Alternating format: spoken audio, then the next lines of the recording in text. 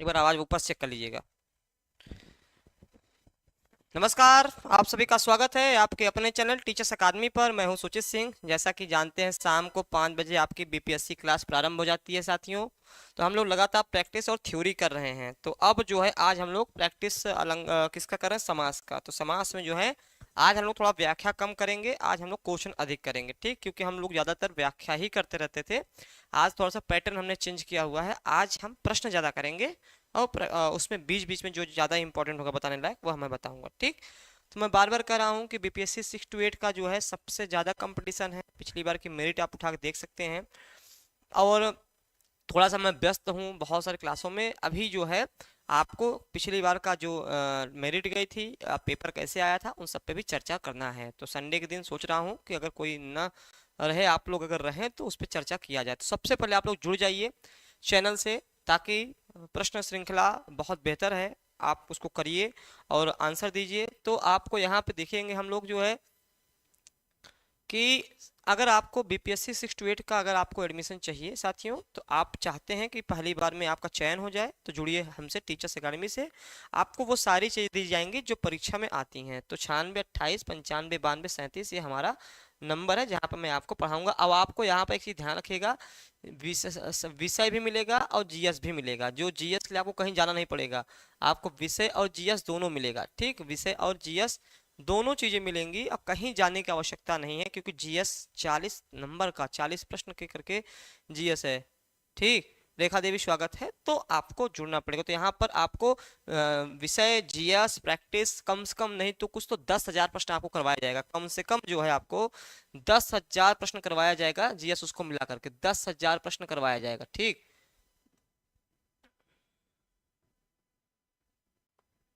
हाँ, 10,000 प्रश्न आपको करवाया जाएगा। 10,000 प्रश्न आपको किसमें, जीएस विषय प्लस जीएस में, विषय प्लस जीएस में। अब 10,000 प्रश्न ऐसे होंगे जो परीक्षा के लिए अति संभावित होंगे, ठीक। तो जल्दी से अगर आप चाहते हैं कि सारी चीजें आपको मिले, अब जल्दी से आप अगर आप चाहते हैं कि इस बार हमारा टीआरई 4 में हो जाए, तो जुड़िए हमारे साथ। फिलहाल में चलिए आज हम लोग प्रश्न करते हैं। प्रश्न की व्याख्या कम करेंगे, सीधे सीधे हम प्रश्न करेंगे, ठीक है। तो चलिए आपको बताना है जल्दी से। तो नमस्ते रेखा, स्वागत है, और लोग भी जुड़ जाएं। पहला प्रश्न साथियों है कि कूप मंडूक में किस समास की योजना है। बहुब्रीहि ये द्वंद्व है, ऐसा टाइप मिस्टेक हो गया है, ठीक। चलिए,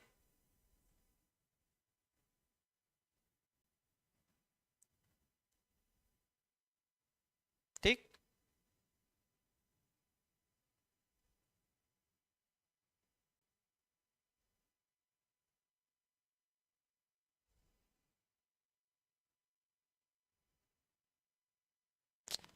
हाँ, तो यहाँ पे जल्दी बताइए, यहाँ पे क्या हो जाएगा, बहुब्रीहि समास हो जाएगा, ठीक है। बहुब्रीहि समास हो जाएगा। बहुत अच्छा प्रश्न है। कूप मंडूक, कूप मंडूक बहुत अच्छा ये है।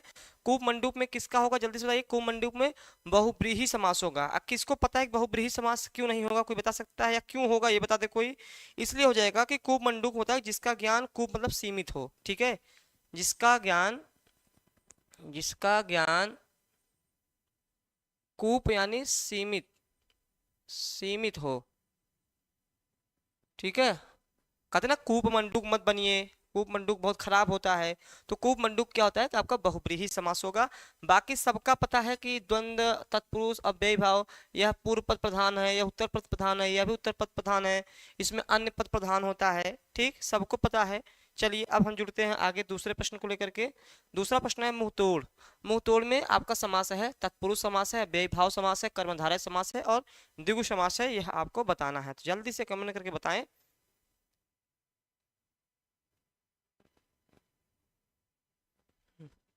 तो मुंह तोड़ में क्या होगा, मुंह को तोड़ने वाला, मुंह को तोड़ने वाला, मुंह को तोड़ने वाला, ठीक। तो यहाँ पर आ गया, तो सीधी सी बात है, क्या हो जाएगा आपका, तत्पुरुष समास हो जाएगा। क्या हो जाएगा, तत्पुरुष समास हो जाएगा। क्लियर हो गया, कोई दिक्कत।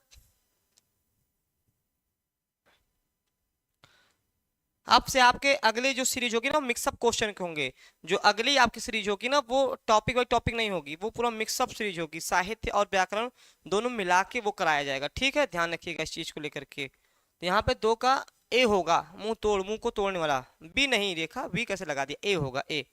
चलिए आगे देखते हैं, आगे हम बढ़ते हैं, आगे बढ़ते हैं। निर्दय, निर्दय में कौन सा समास है, कर्मधारय, द्वंद्व, द्विगु और बहुब्रीहि। जल्दी से बताना है।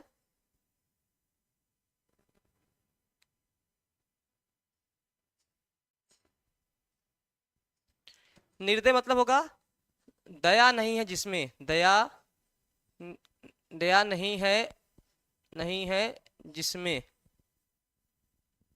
अर्थात कठोर कोई होगा, अर्थात कोई कठोर होगा, कठोर। ठीक, मतलब कोई तीसरा अर्थ दे रहा है। जब भी कोई तीसरा अर्थ दे, सीधी सी बात है, क्या हो जाएगा आपका बहुब्रीहि समास हो जाएगा। क्या हो जाएगा? बहुब्रीहि समास आपका हो जाएगा जब कोई तीसरा अगर अर्थ देने लगे तो। अगले बढ़ते हैं, अगला प्रश्न देखते हैं। जिस समास में उत्तर पद की प्रधानता होती है उसे क्या कहते हैं? तत्पुरुष, बहुब्रीहि, अव्ययी और द्वंद्व। तो देखिए हम पहले बताए हैं कि जो 6 समास हैं आपके, ठीक, तो किसी का उत्तर पद प्रधान है, किसी का पूर्व पद प्रधान है, किसी का दोनों पद प्रधान है, किसी में कोई पद प्रधान नहीं है। तो यहाँ पर तत्पुरुष में जो है दूसरा उत्तर पद, उत्तर पद पद प्रधान है। ठीक, उत्तर पद प्रधान है। तत्पुरुष के अलावा और कौन सा है? द्विगु का भी उत्तर पद प्रधान होता है और कर्मधारय का भी, कर्मधारय का भी, इनके भी क्या होते हैं? उत्तर पद प्रधान होते हैं, उत्तर पद प्रधान होते हैं इनके भी। क्योंकि संस्कृत में अगर हम जाएंगे, संस्कृत में क्या होता है कि द्विगु जो होता है, तत्पुरुष के ही 2 भेद माने गए हैं, द्विगु और कर्मधारय। ठीक, अब चूंकि जब भेद माने गए हैं उसी से ये निकले भी हैं, आपका यही हो जाएगा। अगला देखते हैं, आपका क्या हो जाएगा? आपका हो जाएगा अरे हाँ, आंसर ये हो जाएगा। अब इसमें क्या हो जाएगा? अन्य पद प्रधान, अन्य पद प्रधान, या तीसरा कोई पद प्रधान, तीसरा पद प्रधान, तीसरा पद प्रधान, या हम कह सकते हैं दोनों पद प्रधान नहीं होते हैं, दोनों पद प्रधान नहीं होते हैं। अभी प्रदीप हम क्लास ले रहे हैं लाइव। ठीक, ठीक, चलो, तो यहाँ पर जो हो जाएगा द्वंद्व। द्वंद्व में क्या होता है? दोनों पद प्रधान होते हैं, द्वंद्व में दोनों पद प्रधान होते हैं, दोनों पद प्रधान होते हैं, द्वंद्व में दोनों पद प्रधान होते हैं। अव्ययी भाव में पूर्व पद प्रधान होता है, पूर्व पद प्रधान होता है। ठीक, क्लियर हो गया? तो सबको ये पता होगा, मैंने क्लास में पढ़ाया हुआ था। अगला प्रश्न है, बहुत अच्छा प्रश्न है। अकृतम, अकृतम में कौन सा समास है? तत्पुरुष है, कर्मधारय है, अव्ययी भाव है कि द्वंद्व समास है? ये प्रश्न बढ़िया है। कुछ प्रश्न आपको कुछ सरल दिखेंगे, कुछ प्रश्न आपको अच्छे खासे दिखेंगे, तो बताना है कि क्या होगा।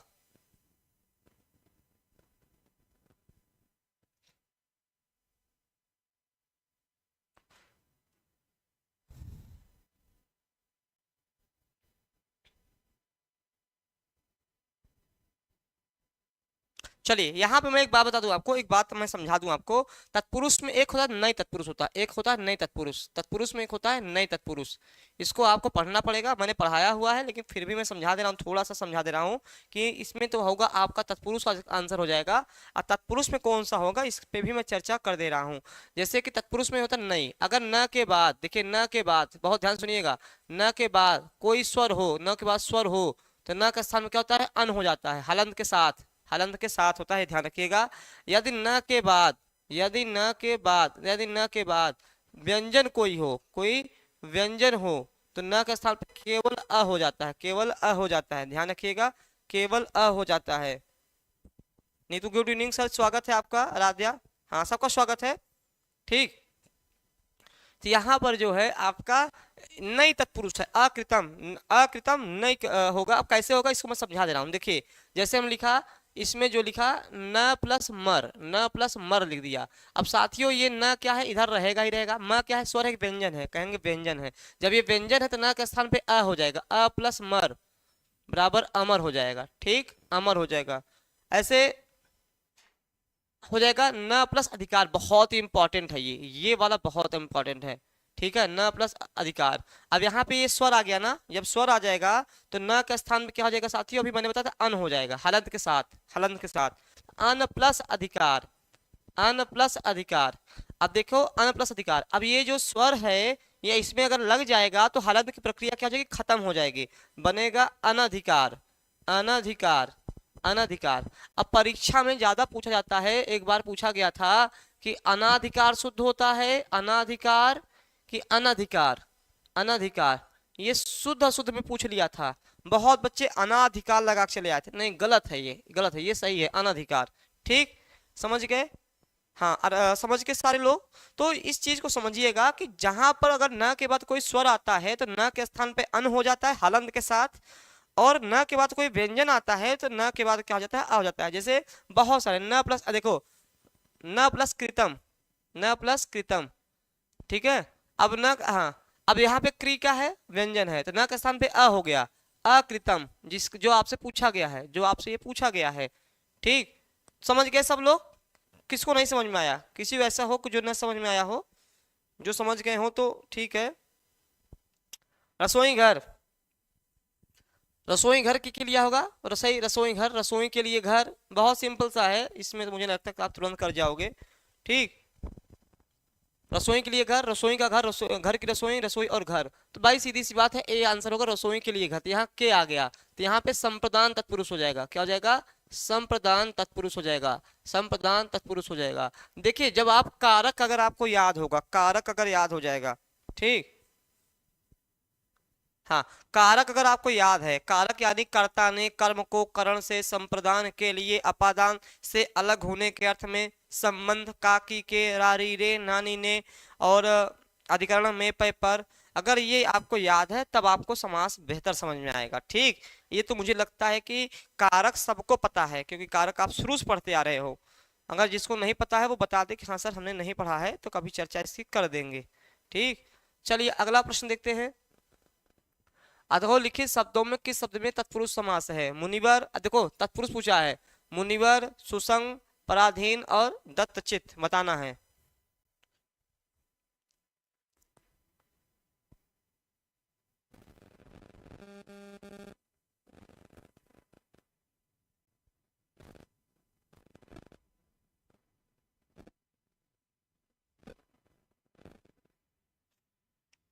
देखिए यहां पर देखिए पराधीन, तो ये बनेगा दूसरे के अधीन, पराधीन मतलब होगा दूसरे के अधीन, दूसरे के अधीन। तो यहाँ पे का की के रा री रे ना नी ने वाला संबंध आ गया, यानी जो है संबंध तत्पुरुष हो गया, क्या हो जाएगा, संबंध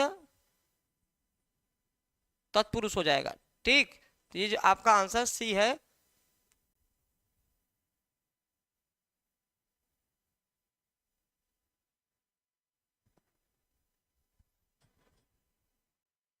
डी नहीं होगा, सात का डी कहाँ होगा, सात का डी कैसे लगा दिया? अरे भैया पराधीन, पराधीन मतलब दूसरे के अधीन, पर प्लस अधीन, इसको संधि हुआ है ना, ऐसे पढ़िए, पर प्लस अधीन, ठीक है। तो यहाँ पे दीर्घ संधि हुई है, दीर्घ संधि हुई है, दीर्घ संधि हुई है, तो बन गया पराधीन। पर मतलब होता है दूसरा, दूसरे के अधीन, ठीक है। जब संधि से तोड़ेंगे तो समझ में आ जाएगा आपको, ठीक। अगला जो प्रश्न है, इनमें से कौन सा शब्द कर्मधारय समास का उदाहरण है? अब कर्मधारय जहां पे विशेषण विशेष का संबंध होता है, विशेषण और विशेष का संबंध, और विशेषण और विशेष से होता है, जहां पर वहां पे आपका ये होता है, ठीक है। इनमें से कौन सा कर्मधारय समास का उदाहरण है? अंधकूप, गृह प्रवेश, तिरंगा और सुख और दुख। बहुत सरल है, ठीक है। सुख दुख तो क्या जाएगा, द्वंद्व में चला जाएगा, ठीक। अच्छा कौन से द्वंद्व में जाएगा ये बता दो, ये प्रश्न सुख दुख किस द्वंद्व में जाएगा, कोई बता दे। कल मैंने बताया था, अगर ये बता लिए समझ लिया कल की क्लास सफल हो गई मेरी। किस द्वंद्व में जाएगा ये वाला, किस द्वंद्व में जाएगा? इतरेतर द्वंद्व, मैं लिख दे रहा हूं यहाँ पर, इतरेतर द्वंद्व में जाएगा, इतरेतर द्वंद्व में जाएगा, एक समाहार द्वंद्व में, वैकल्पिक द्वंद्व में। इस प्रश्न का जवाब दे सकते हैं आप, कल मैंने पढ़ाया था इस चीज को, अगर आपको याद होगा तो, ठीक। इतरेतर द्वंद्व में कैसे, इतरेतर द्वंद्व में जाएगा? चलिए इतरेतर द्वंद्व में, चलो ठीक, गुड। यहाँ पे गृह प्रवेश, अंधकूप, जल्दी से कमेंट करके बताएं क्या होगा इसका।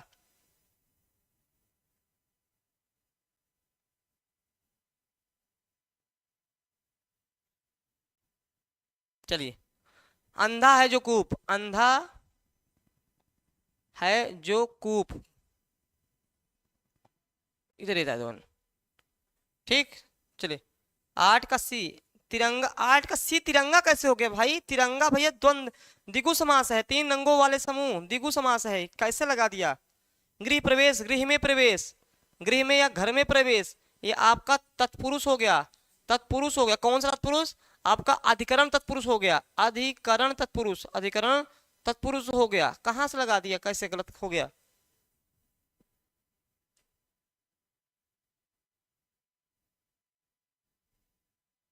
अगला है अनुरूप।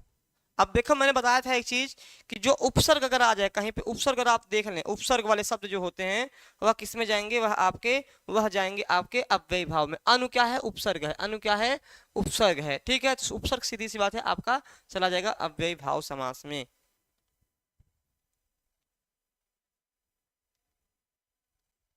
सबको समझ में आ गया?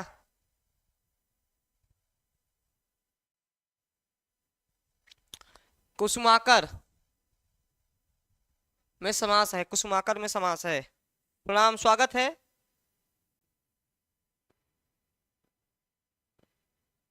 ये कल मैंने प्रश्न कराया था, कुसुमाकर।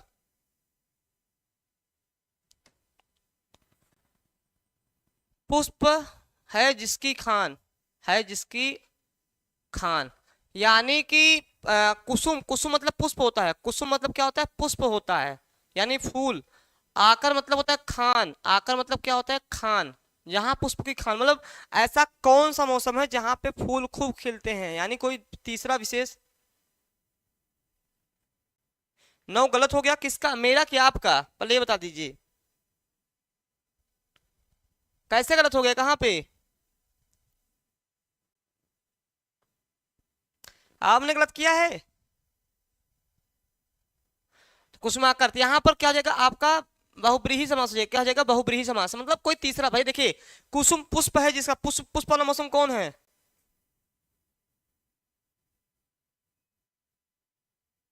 ऋण में गुरुजी संधि बता दीजिए।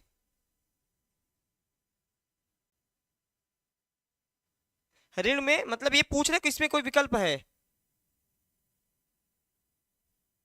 चलिए,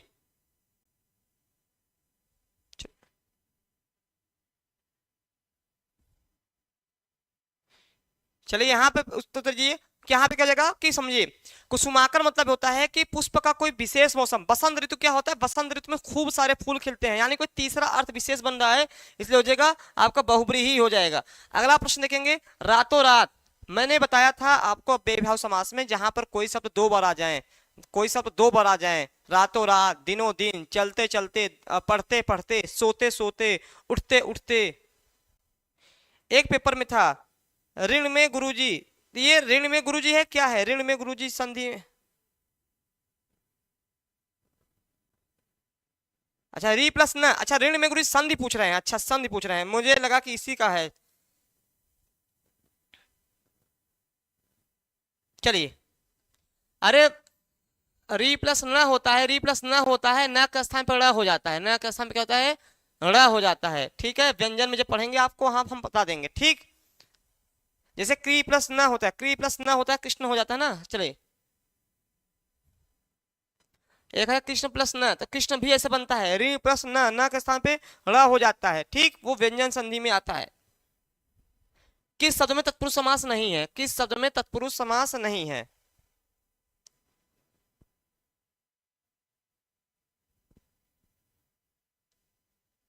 चलिए, यहां पर है कि किस में नहीं है, विश्वविख्यात, आश्चर्यचकित, विषधर, हिमपात।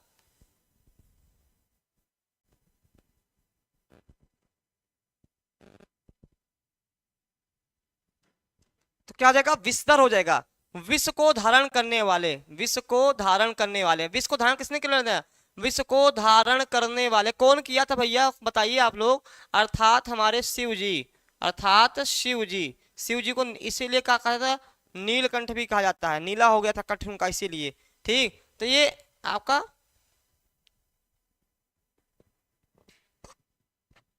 ठीक, तो यहां पर क्या हो जाएगा, विषधर। बाकी सारे जो हैं आपके तत्पुरुष है, लेकिन विषधर नहीं है। निम्नलिखित युग्मों से एक समास के दृष्टि से अशुद्ध है, अशुद्ध है बताना है, भरपेट, अव्ययी भाव, रसोई घर, रसोई के लिए घर, दाल रोटी, द्वंद, चाल चलन। तो यहाँ पे अव्ययी भाव, तो यहाँ पर बताइएगा कि ये देखिए, ये तो बिल्कुल सही बात है, सत्य बात है। रसोई के लिए घर बिल्कुल सत्य है, दाल रोटी द्वंद है। ये चाल चलन अव्ययी भाव नहीं है, गलत हो गया। ये क्या हो जाएगा, द्वंद हो जाएगा। क्या हो जाएगा, द्वंद हो जाएगा। कौन सा द्वंद होगा बताइए, कौन सा द्वंद्व होगा, ये कौन सा द्वंद्व होगा, इसको बताइए। ये चाल चलन कौन सा द्वंद्व है, जल्दी, कल मैंने पढ़ाया था, खूब बताया था कल वाली क्लास में, अगर आप देखेंगे इतरेतर द्वंद्व, वैकल्पिक द्वंद्व, समाहार द्वंद्व, मैंने तीनों समझाया था, तो आपको आना चाहिए। तो चाल चलन द्वंद्व होगा, चाल और चलन, चाल और चलन, ये बनेगा चाल और चलन।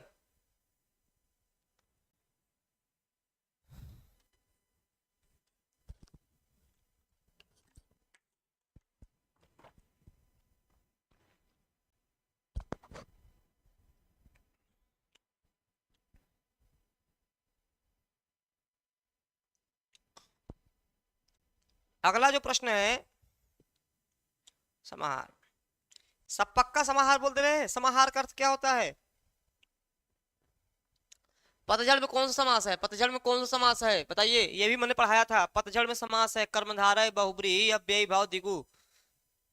अब पतझड़ का अर्थ क्या होगा, पत्ते के गिरने का विशेष मौसम, पत्ते के गिरने का विशेष मौसम, पत्ते के गिरने का विशेष मौसम, विशेष मौसम, यानी पत्ता किसी विशेष मौसम में गिरता है, हर मौसम में नहीं गिरता है, हर मौसम में नहीं गिरता, किसी विशेष मौसम में गिरता है। इसलिए जब कोई किसी के लिए विशेष बन जाए, सॉरी ये अव्ययभाव चला गया गलती से, ये आलाम है, ठीक है, ये बहुब्रीहि, ठीक। तो जब भी कोई चीज किसी के लिए विशेष बन जाए, विशेष जब बनेगा, तब आपका जो हो क्या हो जाएगा, आपका हो जाएगा बहुब्रीहि समास हो जाएगा। पत्ते हर महीने में नहीं गिरते हैं, पतझड़ मतलब पत्ते के गिरने का कोई विशेष मौसम होता है।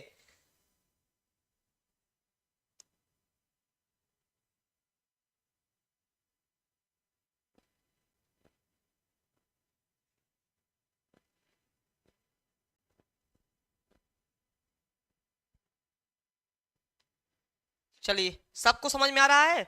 कोई प्रश्न तो होगा, पूछ लीजिएगा। सदगति में,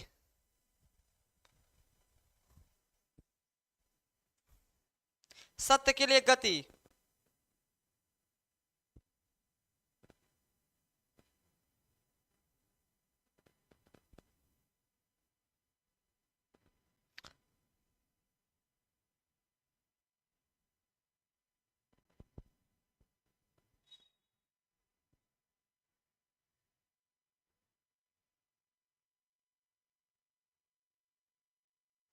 चलिए क्या जाएगा आपका, तत्पुरुष, सत्य के लिए गति,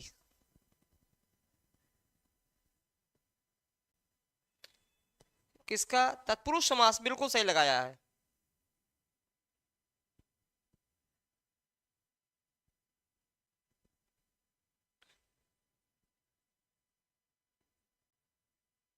चलिए आंसर हो गया आपका ये। अब देखेंगे अगला, देखेंगे कि शोकाकुल, शोकाकुल, शोक के लिए आकुल, शोक के लिए आकुल, शोक के लिए आकुल, शोकाकुल बन गया ना।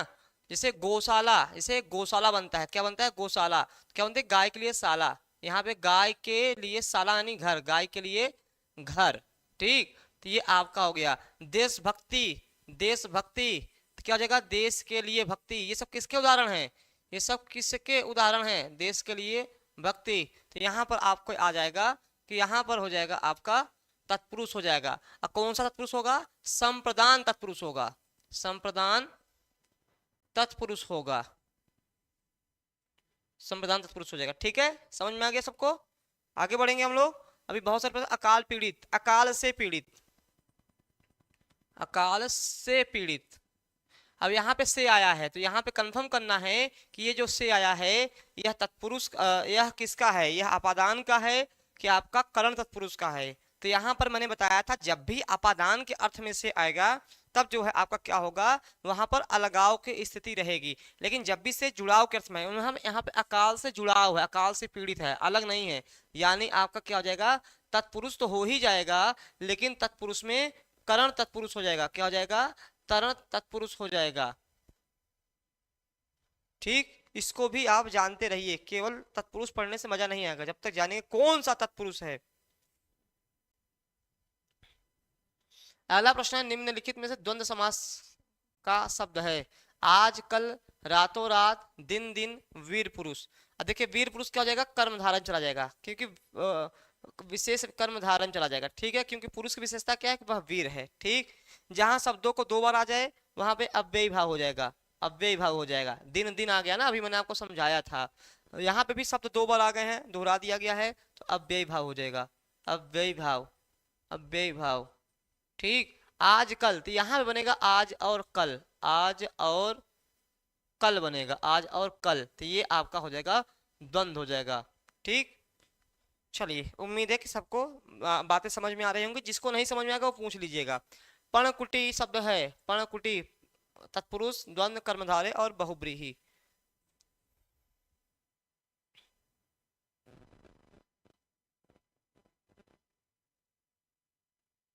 पर्णकुटी मतलब कहता है भैया पत्तों की कुटिया, पत्तों की कुटी। तो यहाँ पे का की के रा री रे ना नी ने आ जाएगा, क्या आ जाएगा, संबंध तत्पुरुष, संबंध तत्पुरुष।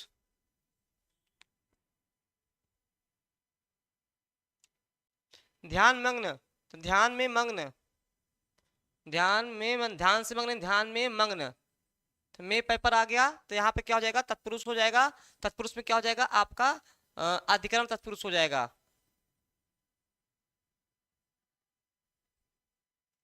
ठीक। थोड़ा स्पीड करा रहे हैं आज, हम व्याख्या कम कर रहे हैं, क्वेश्चन ही आज क्वेश्चन पे ही ज्यादा फोकस है। व्याख्या हम रोज कराते थे।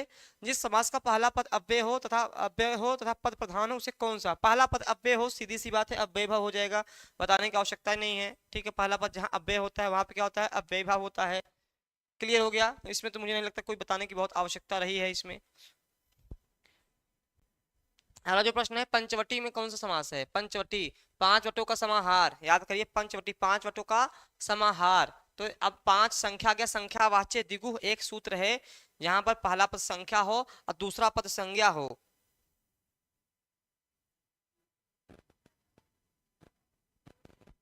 ठीक। जहां पर हाँ 5, हाँ तो ये आपका क्या हो जाएगा, द्विगु, हाँ 5 वटों का समाहार, ठीक। तो क्या हो जाएगा, 21 का बी, द्विगु। इसमें चौराहा, तिराहा, अठन्नी, चवन्नी, अष्टाध्यायी, ठीक, नवरत्न, नवग्रह, ये सब क्या है, सारे जो है द्विगु समास के आपके उदाहरण हैं। इसमें क्या होता है, पहला पद संख्या होता है, दूसरा पद संज्ञा होता है। इसके कुछ अपवाद हैं जो कि अव्ययी भाव में चले जाते हैं, इसके कुछ अपवाद जो हैं वह आपके बहुब्रीहि समास में चले जाते हैं। तो अपवाद को पढ़ना बहुत जरूरी होता है, कारण यह है कि परीक्षा में अपवाद ही ज्यादा पूछा जाता है।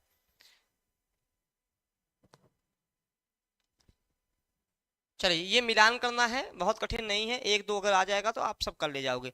मिलान है वन में वास, वनवास, दान पुण्य, त्रिनेत्र और यथाविधि। चलिए ठीक है, यहाँ पे 4 इधर है, ये 5 इधर है, एक साइड 4 लोग हैं, एक साइड 5 लोग हैं, मिलान करना है, जोड़ी मिलानी है। चलिए मिलाते हैं। वन में वास, तो वन में वास इसका मतलब क्या हो जाएगा, तत्पुरुष हो जाएगा। पहला क्या हो जाएगा, ए का पांचवा, अब ए का पांचवा बन गया, ए का पांचवा। अब इसी में देखिए, ए का पांचवा, ए का पांचवा, मतलब आपके बी और सी में 2 2 विकल्प पांचवा है, अच्छा ठीक है।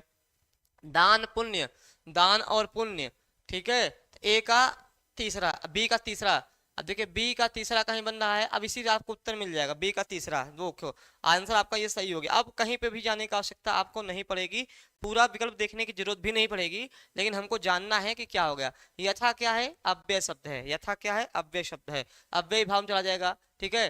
डी का क्या हो जाएगा, हाँ सी में देख लें, सी में क्या, त्रिनेत्र, 3 है नेत्र जिसके अर्थात शिव जी, यानी तीसरा कोई पद प्रधान है, क्या हो जाएगा, बहुब्रीहि। तो सी का चौथा हो जाएगा, सी का क्या हो जाएगा, चौथा हो जाएगा। और डी का क्या हो जाएगा, डी का पांचवा हो जाएगा, हाँ डी का नहीं, डी का दूसरा हो जाएगा, अब बेभाव ना, तो डी का दूसरा, ठीक। आंसर हालांकि मिल गया था, लेकिन मैंने फिर भी बता दिया आपको कि इसका क्या हो सकता है, ठीक। रेखा, हाँ अठन्नी का, हाँ अठन्नी का होगा 8 आनों का समूह, अठन्नी का बनेगा, अठन्नी कितने कितने अठन्नी देखा है अपने जमाने में, 8 आनों का समूह, 8 आनों का समूह, आना होता था पहले, आना होता था, अठन्नी, अठन्नी। चवन्नी, चवन्नी मतलब क्या होता था, 4 आनों का समूह, 4 आनों का समूह, 4 आनों का समूह, ठीक। तो ये अठन्नी, चवन्नी, दुवन्नी मतलब 2 आनों का समूह। तो 8 पहले ना, 2 आना, 4 आना, 6 आना, 8 आना, तब चलते थे। फिर 25 पैसे चले, 50 पैसे चला, जिसको 50 पैसे को हम अठन्नी बोलते हैं, 25 पैसे को हम चवन्नी बोलते थे,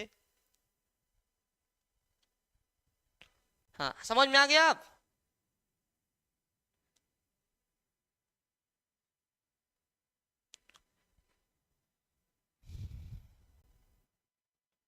धनुर्बाण में किस तरह का समास है? तत्पुरुष है, बहुब्रीहि है, कर्मधारय है, द्वंद्व है?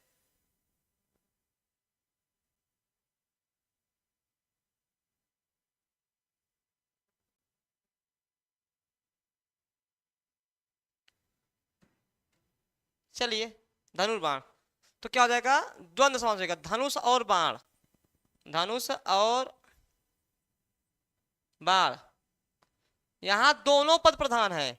जब दोनों पद प्रधान हो, कौन सा द्वंद्व होता है? दोनों पद अगर प्रधान होता है तो यहाँ पे धनुष भी प्रधान है, बाण भी प्रधान है, और यह हाँ, तो यहाँ पर कौन सा होगा? इतरेतर द्वंद्व होगा, समाहार द्वंद्व होगा, कि वैकल्पिक द्वंद्व होगा? इसको भी बताइए। ठीक, इसको भी बताइए। वैकल्पिक द्वंद्व होगा, समाहार द्वंद्व होगा? इसको ऐसे पढ़ेंगे हम लोग, अब साधारण तरीके से खूब गहराई से पढ़ेंगे, खूब डीपली पढ़ेंगे।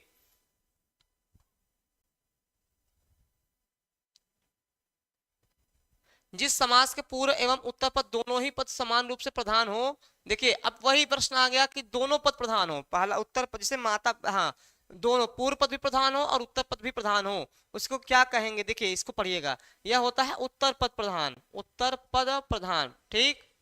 चलिए, बहुब्रीहि दोनों पद प्रधान नहीं होते, अन्य पद प्रधान होता है, अन्य पद प्रधान होता है, अन्य पद प्रधान, या तीसरा पद प्रधान। तीसरा पद प्रधान, तीसरा पद चूंकि होता नहीं है, लेकिन कोई तीसरा प्रधान होता है, या इसको ऐसे कह सकते हो, कोई पद प्रधान नहीं। ठीक। फिर द्विगु समास में ये भी चूंकि बहुब्रीहि तत्पुरुष से निकला है, यह भी होगा उत्तर पद प्रधान, उत्तर पद प्रधान।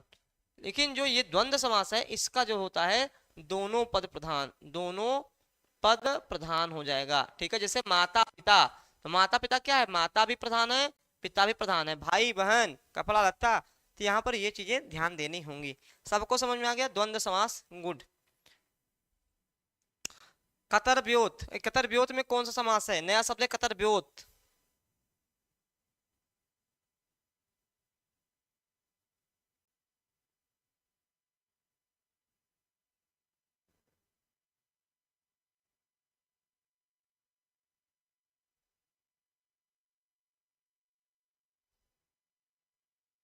अब कतर व्योत मतलब कपड़ा और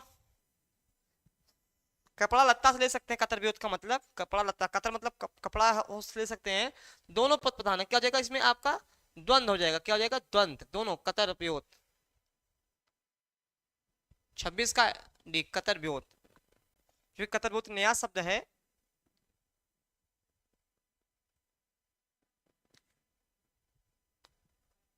कमल नयन, कमल नयन में समास है, कमल नयन में समास है। तत्पुरुष समास, द्विगु समास, बहुब्रीहि समास और द्वंद्व समास। तो यहाँ पे क्या हो जाएगा? हाँ, अर्थ इसका मैंने क्या कहा, इसका साथी यो कतर व्योत, ये मतलब देखो, कतर मतलब कपड़ा, कपड़ा लत्ता से आई थिंक लिया गया है। मुझे भी एग्जैक्ट थोड़ा सा इसमें दो तीन अर्थ निकल रहे हैं अब कि यहाँ पर द्वंद्व तो लिया गया है, लेकिन किस अर्थ में लिया गया, कपड़ा लत्ता के अर्थ में लिया गया है, इसको मैं देख लूंगा। ठीक है, कोई विशेष में दिख नहीं रहा है, क्योंकि कतर का अर्थ यहाँ पे काटना भी होता है। ठीक है, कपड़ा और लत्या होता है। ठीक है, चलिए इसको मैं देखूंगा कतर व्योत का अर्थ, लेकिन कपड़ा लत्ता के अर्थ में ही मैं यहाँ पे प्रयोग कर रहा हूँ। ठीक। हाँ, क्योंकि मैंने पहले ही कहा कि कई मीनिंग इसके निकल रहे हैं, तो उस मीनिंग अकॉर्डिंग हम चेक कर लेंगे। अगला प्रश्न बताएं।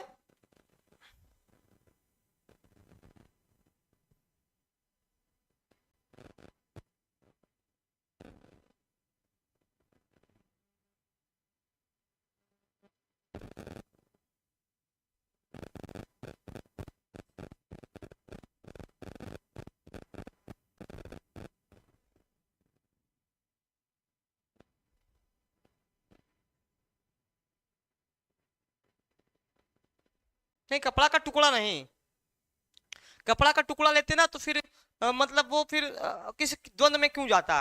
वहां पे द्वंद्व अगर विकल्प में आंसर है, तो वहां पर और या के कॉन्सेप्ट में आया है, इसलिए मैं भी सोचा कि कपड़े का टुकड़ा, इसलिए मैंने नहीं लगाया उसको। उसको छोड़ दीजिए, वो निश्चिंत रहिए, उसको हम कल एग्जैक्टर से अभी देख लेंगे। ठीक है, कमल नयन, तो यहाँ पे क्या हो जाएगा आपका?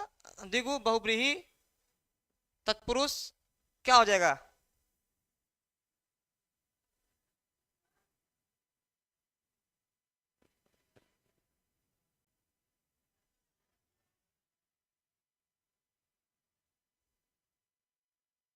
देखो वैसे यहाँ तो होना चाहिए था कर्मधारय, लेकिन चूंकि यहाँ पे नहीं है, कमल नयन मतलब भाई यहाँ पे कमल नयन बहुब्रीहि में चला गया। ठीक है, यही आपको पकड़ना है कि मैं कर्मधारय एक्चुअल में होता है, लेकिन यहाँ पे कमल नयन किसी विशेष अर्थ में निकल दिया जा रहा है, इसलिए क्या हो जाएगा आपका बहुब्रीहि हो जाएगा।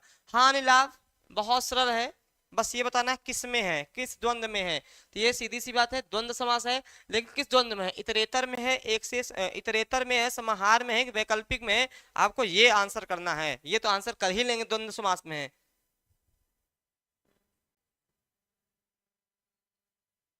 हाँ वही मैंने कहा कि वो, इसीलिए मैंने क्या कहा ना कि यहाँ पर ना कई सारे कतर मतलब कपड़े को काटना होता है, छोटे टुकड़े करना, कपड़े के छोटे छोटे टुकड़े होता है। इसीलिए मैंने कहा कि अब इसने किस संदर्भ में रखा है इसको मैं चेक करूंगा, क्योंकि आधी अधूरी जानकारी देना उचित नहीं होता है ना भाई। मैं तो कह दिया हूँ कि भाई आधी अधूरी जानकारी देना उचित नहीं होता है।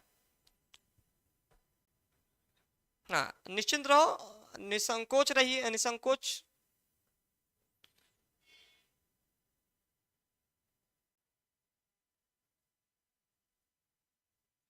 कल मैंने बताया था इतरेतर वैकल्पिक, भूल जाते हो क्या, फिर से बताना पड़ेगा। सबका अलग अलग जवान अब वो आ रहा है, विकल्प आ रहा है। जय पराजय, जय पराजय।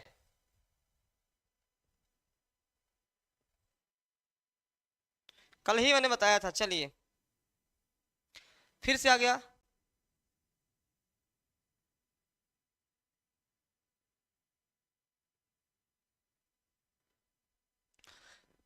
यहाँ पर क्या हो जाएगा, जय पराजय, फिर से द्वंद आ गया। द्वंद में कौन सा है, जय और पराजय, चेक कर लीजिए कौन सा द्वंद है। फिर से द्वंद वाला मामला आ गया। लंबोदर। अच्छा मैं यहां से एक प्रश्न पूछूंगा, आप बताइएगा। लंबोदर में अगर मैं ये प्रश्न पूछ लेता, लंबोदर में, लंबोदर अगर मैं ये प्रश्न पूछ लेता, लंबोदर में पहली बात तो सबको पता है कि बहुब्रीहि समास है। ये लंबोदर में कौन सा बहुब्रीहि है, कौन सा बहुब्रीहि है। ये प्रश्न बहुत तगड़ा है, अगर आप बता लेंगे समझ लीजिए कि आपके ज्ञान की वृद्धि बहुत तगड़ी हो गई है। ठीक है, अगर ये बता लेंगे कि विकल्प,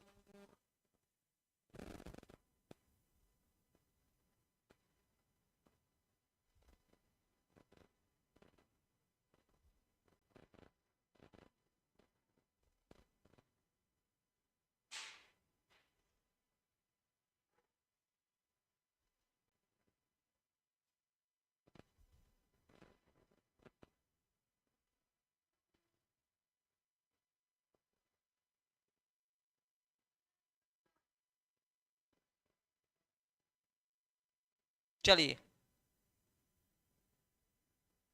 ये प्रश्न पूछा लंबोदर। चलिए इस पे हम आगे चर्चा करेंगे किसी दिन। लंबोदर में बहुब्रीहि समास है, क्यों समास है लंबोदर में, सबको पता है कि लंबा है उदर, अर्थात किसको लंबोदर कहा गया है बताइए। लंबा है उदर, उदर मतलब पेट, यानी गणेश जी को, गणेश जी को कहा गया है, कोई विशेष अर्थ दे रहा है, गणेश जी को कहा गया है। ठीक, समझ में आ गया, 30 का ए, कोई दिक्कत। मैंने एक प्रश्न पूछा है लंबोदर में कौन सा बहुब्रीहि है, तुल्य योग बहुब्रीहि होता है, बहुब्रीहि के भी चार भेद होते हैं, किसी को पता है कि नहीं पता है।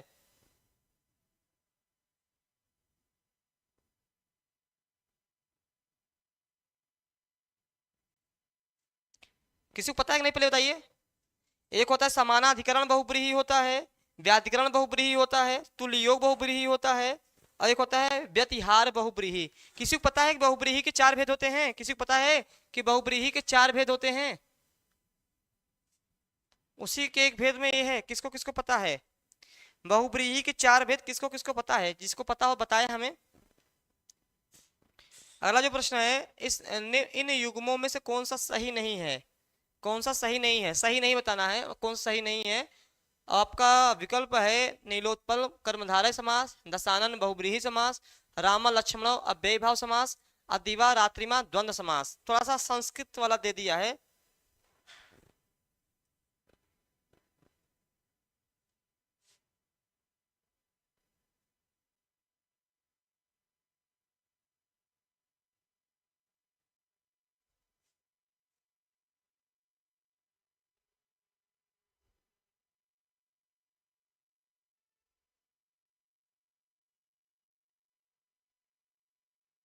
अब यहां से पढ़े देखिए, नीलोत्पलम, ठीक है, नीला है कमल, ठीक है, कर्मधारय होगा। दशानन बहुब्रीहि, बिल्कुल सत्य बात है। राम लक्ष्मण, ये गलत है, सी वाला। राम लक्ष्मण यानी यहाँ पे हो जाए राम और लक्ष्मण, तो द्वंद्व समास होना चाहिए, द्वंद्व समास होना चाहिए था। राम और लक्ष्मण क्या होना चाहिए था, द्वंद्व समास होना चाहिए था। बाकी सब सही है, दिवा रात्रि द्वंद्व समास, दिन और रात्रि, दशानन बहुब्रीहि, नीलोत्पलम कर्मधारय, लेकिन ये जो विकल्प है राम और लक्ष्मण अव्यय भाव न होकर के द्वंद्व में चला गया। थोड़ा संस्कृत भले दिया था लेकिन सरल ही था। धनंजय में कौन सा समास है बताना है, धनंजय में कौन सा समास है आपका, तत्पुरुष है, कर्मधारय है, बहुब्रीहि है, अव्ययी भाव है।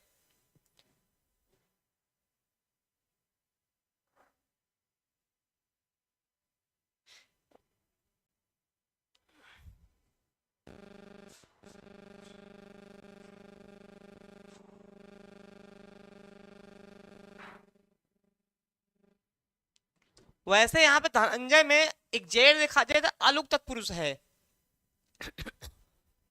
अलुक तत्पुरुष है।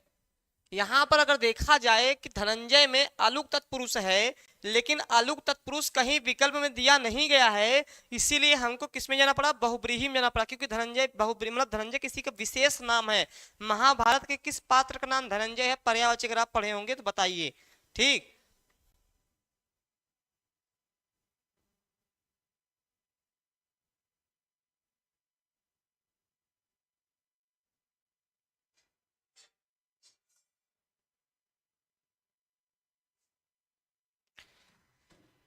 इसका जो प्रश्न था ये वाला, ये वाला, ये वाला जो था लमा, ये समानाधिकरण तत्पुरुष है, समानाधिकरण, समानाधिकरण तत्पुरुष है, सॉरी समानाधिकरण बहुब्रीहि है।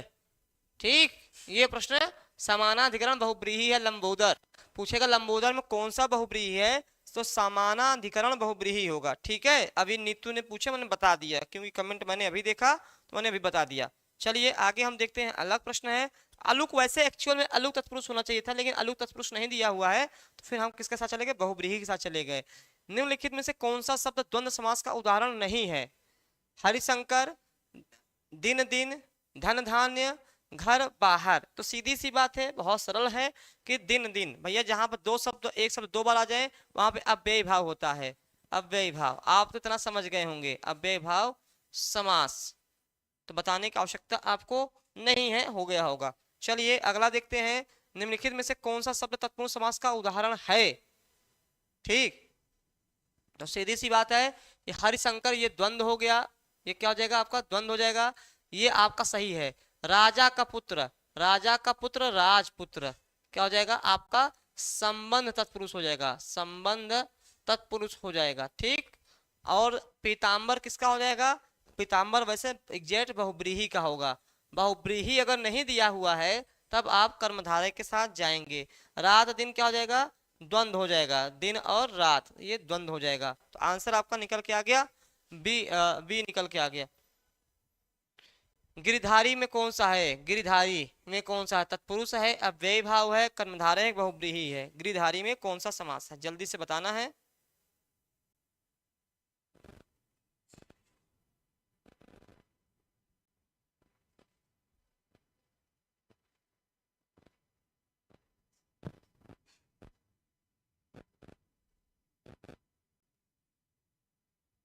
अरे भैया, गिरि को धारण करने वाले भैया कृष्ण जी हैं, कौन है, गिरि को धारण करने वाले, अर्थात गिरधारी किसको कहा था, गिरधर या गिरधारी, गिरिधर या गिरधारी, अगर गिरधर दे दिया होता तो भी वही होता, गिरि को धारण करने वाले, गिरिधारी दिया है तो वो भी वही मतलब होगा, गिरि को धारण करने वाले, यानी अर्थात श्री कृष्ण जी। ठीक, मनमाना, ठीक, मनमाना में कौन सा समास है, अव्ययी भाव कर्मधारय, तो ये मनमाना में ध्यान रखिएगा कौन सा है,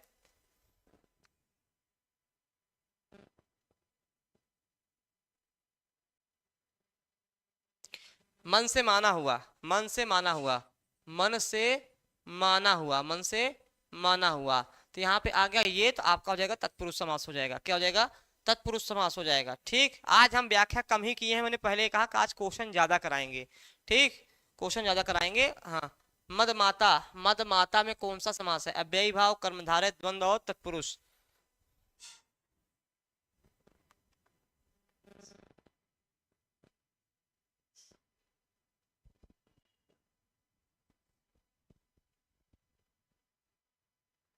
मद से माता,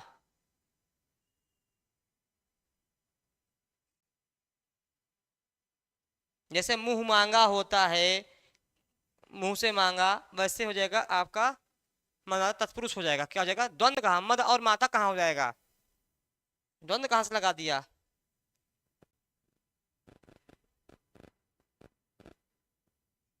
मद से माता, मद से माता। नीचे दिए गए पदों में प्रयुक्त समासों के नाम किस विकल्प में क्रमशः दिए गए हैं? अब ये भी मैं एक बार प्रश्न करा चुका, मुझे याद आ रहा है, लेकिन फिर पुनः आ गया है। राह खर्च, राह के लिए खर्च। व्यर्थ, देखिए व्यर्थ इसमें उपसर्ग लग गया तो अब व्यय भाव हो जाएगा, जहां भी देखेंगे अब व्यय भाव। राह के लिए खर्च तत्पुरुष हो जाएगा। अब कौन सा तत्पुरुष होगा? आपका संप्रदान तत्पुरुष हो जाएगा। फिर देखेंगे गोला और बारूद, गोला और बारूद, यहाँ पे द्वंद्व हो जाएगा। छुट भैया, भैया कैसे है? छोटे हैं, यानी विशेषता बताई जा रही है, तो कर्मधारय हो जाएगा, कर्मधारय। अब ऐसे कोई विकल्प है जहाँ पे तत्पुरुष हो, आपका अव्ययी भाव हो? देखिए ये जो डी विकल्प देखेंगे यहाँ पर तत्पुरुष भी है, अव्ययी भाव है, द्वंद्व है और कर्मधारय है, यानी आपका ये डी विकल्प सही हो गया। डी विकल्प सही हो गया। सबको समझ में आ रहा है? हाँ, यह क्लास शाम को 5 बजे चलती है साथियों, 5 बजे आप लोग आ जाया करिए। राजा रानी, फिर बार बार राजा और रानी, राजा और रानी दोनों पद प्रधान हैं, और इसमें दोनों पद प्रधान होंगे तो कौन सा द्वंद्व है ये बताना है, कौन सा द्वंद्व है ये बताना है आपको, बाकी तो बता ही लेंगे आप। चलिए, तो ये आपके कुल 39 प्रश्न थे। आज हमने बहुत ज्यादा प्रश्न करा दिए, मैं कभी इतना प्रश्न कराता ही नहीं हूँ। मेरा प्रश्न का औसत हमेशा 15-20 ऐसे ही हो पाता है, इतनी में व्याख्या हो जाती है कि हो ही नहीं पाता। लेकिन मैंने कहा चलो आज व्याख्या कम करेंगे, प्रश्नों की श्रृंखला ज्यादा रखेंगे, ठीक है, ये मैंने रख दिया है। तो साथियों अब आपके लिए एक विशेष सूचना है, ये तो मैंने बता दिया। अभी मेरी थोड़ी देर बाद इसने जिसने भी टीजीटी 2022 का फॉर्म भरा हुआ है, टीजीटी जो 2022 का फॉर्म भरा हुआ है, जिन्होंने इसमें 2022 का फॉर्म भरा हुआ है, ठीक है, मतलब जो 25 में परीक्षा होगी आपकी टीजीटी की, तो कट ऑफ जो 2021 की थी, किस विषय कितनी गई थी, अभी मैं बताने जा रहा हूं कि कट ऑफ 2021 में किस विषय कितनी थी। जब तक आपको पूरी जानकारी नहीं होगी तब तक पढ़ने का या तैयारी करने में आनंद ही नहीं आएगा। तो पहले जानिए कि 2021 की कट ऑफ कितनी गई थी। हर एक विषय का कट ऑफ है, टीजीटी 2021 में जो पेपर आया था उसका कट ऑफ वहां पर है, तो अभी उसको भी आप थोड़ी देर पहले, थोड़ी देर बाद मैं वहां पे लाइव हूँगा, आई थिंक 6:15 पे शायद लाइव हूँगा, आप देख लीजिएगा। एक चीज मैं बता दूं बीपीएससी के लिए, मैं बता दूं आपको साथियों कि बीपीएससी में समय बहुत कम है, 3 महीने मान लीजिए, तो आप जल्दी से अगर जुट जाते हैं तो आपको जो है, हाँ चलिए, तो आपको मिल जाएगा। तो अगर यहाँ पर देखिए, ये जो है मेरी क्लास शाम को 5 बजे चलती है, जहां पर आपको प्रैक्टिस और थ्योरी दोनों पढ़ाई जा रही है। प्रैक्टिस भी करा रहे हैं, थ्योरी भी पढ़ा रहे हैं। थ्योरी आपको साहित्य और व्याकरण दोनों मिलेगा। मान लीजिए ये आप पा जाएंगे, लेकिन जो 6 to 8 में एनसीईआरटी और एचसीईआरटी चलता है, उससे 10-15 प्रश्न आते हैं, उसको कहाँ से करेंगे? वो भी बहुत सारे आपके, मतलब मैं एक दिन सिलेबस आपको जब शुरुआत में बताया था, सिलेबस में बहुत सारे आपके पाठ्य पुस्तक में रखे गए हैं, निबंध, कहानी, कविताएं बहुत सारी रखी गई हैं, वो भी पढ़ना पड़ेगा ना। इसलिए कहता हूँ कि अभी से जो है लग जाइए, और फीस बहुत कम रखी गई है कि जितना आप अफोर्ड कर सकते हो उतनी ही फीस रखी गई है, ताकि हर एक बच्चा जो है वह शिक्षक बन सके। यहाँ फीस के कारण आप लोग लौट ना पाए, इसलिए ऐसी फीस रखी गई है। 9628959237 पे नंबर है, यहाँ पे आपको पूरी चीजें मिलेंगी, live classes, recorded classes, notes, PDF, 10,000 प्रश्नों का संग्रह कराएंगे परीक्षा के आते आते तक। इसमें जीएस भी पढ़वाएंगे आपसे, जीएस और विषय दोनों इंक्लूड रहेगा। आपको जीएस भी पढ़ना पड़ेगा ना, बिना जीएस के कहाँ सिलेक्शन होगा। तो ये इतनी सारी बातें थी। कल हम फिर नए प्रश्नों के साथ हाजिर होंगे, आप लोग तब तक पढ़ते रहिए। और कोई भी जानकारी अगर चाहिए तो आपको इस नंबर पर कॉल कर सकते हैं, 9628959237 पर। चलिए फिर मिलते हैं, धन्यवाद।